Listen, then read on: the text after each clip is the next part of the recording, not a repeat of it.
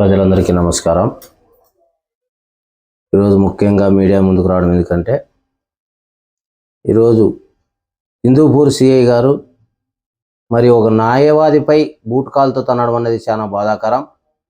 ఎందుకంటే ఒక న్యాయవాదులకే రక్షణ లేకపోతే సామాన్య ప్రజలకు ఎక్కడ రక్షణ ఉందని చెప్పి మేము ప్రశ్నిస్తూ ఉన్నాం. ఆల్ ఇండియా ప్రజాసేన హక్కుల పోరాట సమితి తరఫున నిన్నటి రోజున కూడా ఒక న్యాయవాదిపై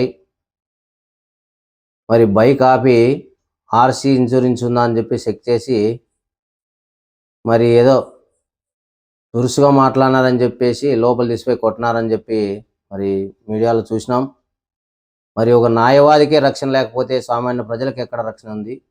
మరి సామాన్యులను రక్షించేది ఎవరని చెప్పి కూడా మేము ప్రశ్నిస్తూ ఉన్నాం. ఎక్కడ చూసినా ఈరోజు పేదవాళ్ళ పైన ఎక్కడ ప్రశ్నిస్తే వాళ్ళపైన కేసులు కడుతున్నారు. మరి ప్రజా సంఘాల నాయకులు, కుల సంఘాల నాయకులు ఇదేమిటని ప్రశ్నిస్తే వాళ్ళపైన అక్రమంగా కేసులు పెడుతున్నారు. మరి ఇంతకుముందు కూడా ఇప్పుడు హిందూపూర్ సిఐ కూడా అక్కడ జరిగినటువంటి ఘటనకు మరి ఆయన లాయర్ అడిగితే మరి ఆయన పైన బూటు కాలుతో తనడం జరిగింది. అంటే తప్పును ప్రశ్నిస్తే ఈరోజు కొడతారా? తప్పులు ప్రశ్నిస్తే ఈరోజు అక్రమంగా కేసులు కడతారా? ఇది ఎంత మాత్రం కరెక్ట్? మనం ప్రజాస్వామ్యంలో ఉన్నామా లేదంటే ఎక్కడ ఉన్నామో ఒకసారి గుర్తు చేసుకోవాలి. ప్రజలకు రక్షణ కల్పించవలసిన పోలీసులే ఈరోజు దుర్మార్గంగా అన్యాయంగా కొడుతుంటే మరి పేద ప్రజలను రక్షించేది ఎవరు? ఈరోజు ప్రజలే జీతం ఇస్తున్నారు మీకు, కానీ ప్రజలకే మీరు రక్షణ ఇవ్వకుండా ప్రజలనే అన్యాయంగా కొడుతూ అన్యాయంగా కేసులు కడుతున్నారు వాళ్ళపైన.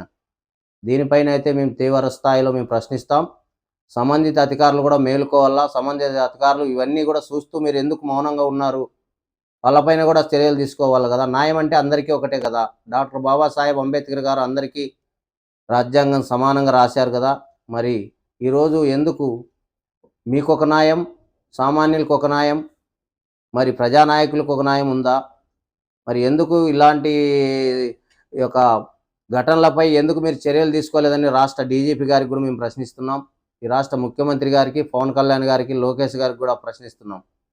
మీరు గత ప్రతిపక్షంలో ఉన్నప్పుడు ఎన్నో మీరు వాగ్దానాలు చేసినారు, కానీ మా ప్రభుత్వం వస్తే మేము ఎక్కడ కూడా అన్యాయం జరగకుండా చూసే బాధ్యత మాదన్నారు.